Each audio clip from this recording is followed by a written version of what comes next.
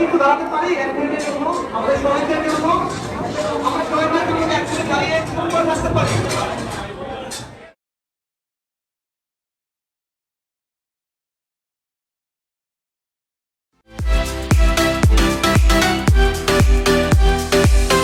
ছাত্র এবং পুলিশ একত্রে এবং সমাজের যারা লোকজন আছে তাদেরকে নিয়ে একত্রে এই সমস্যার সমাধান আমরা কিভাবে করতে পারি সেটা নিয়ে এখন আমাদের মূল কথা।